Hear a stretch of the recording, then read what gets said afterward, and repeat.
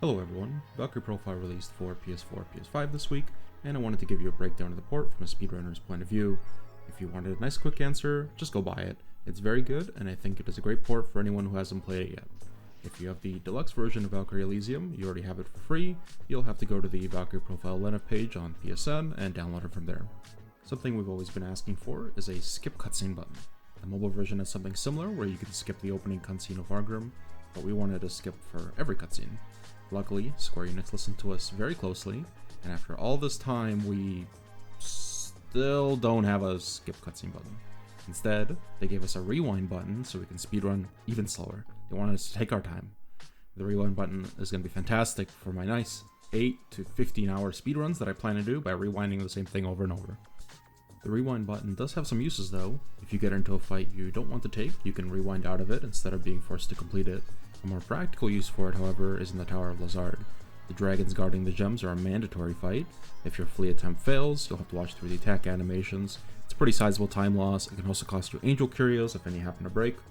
However, upon further testing, just rewinding out of the encounter will still cause your flee to fail.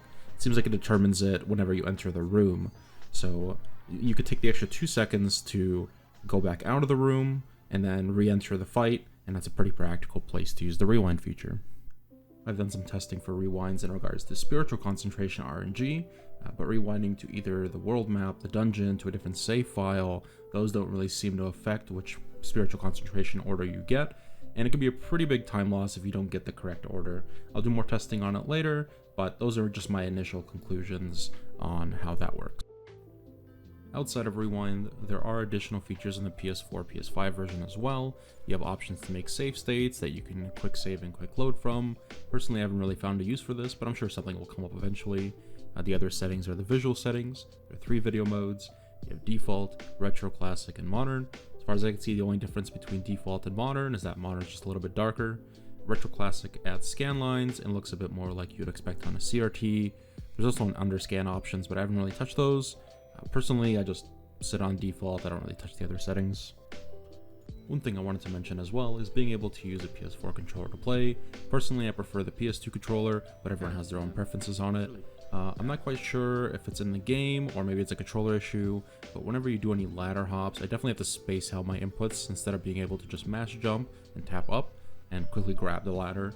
It's a small detail, but platforming can feel a little bit wonky when you're trying to go fast.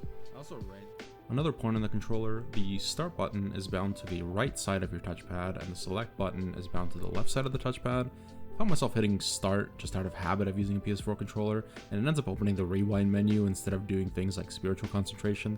It's not massive, but again, it's just another thing you have to get used to when you're playing a new version of the game. However, if this is your first version of the game, then you won't really have an issue with it. As of right now, the rewind feature is being allowed in speedruns, and the classic consoles have been split in their own category from the PS4, PS5 release. Something else to note is that the game loads fairly quickly. I notice a lot of rooms load faster when I enter them, and opening the menu by accident isn't a 5-second time loss like it is in the PS1 version. I'm not sure where else to put this, but something else to note is that the fray intermissions between chapters is very laggy. For some reason it runs very slowly, and it can take a bit to get through. Definitely the dialogue is a lot slower. Maybe it was always this laggy, but I never really noticed it going this slowly. If you're a casual player and wanted to try Valkyrie Profile, definitely recommend the PS4, PS5 version. It has the nice cutscenes from the PSP version, looks pretty great. It is missing some quality of life features from the PS1 version, such as being able to quick switch between characters in the equip screen, or being able to remove equipment from characters not currently in your party. Personally, I find these quality of life improvements pretty small, and this is a pretty good experience overall when it comes to the PS4, PS5 version. If you're interested in more Valkyrie Profile content, you can also check out the tier list video I made down below. It is from a little while ago, but it's still pretty relevant to this game. Also, if you're interested in speedrunning Valkyrie Profile, I will leave a link for the speedrunning Discord down below as well. If you have any questions, feel free to leave them in the comments. Hope you enjoy your Valkyrie Profile playthrough.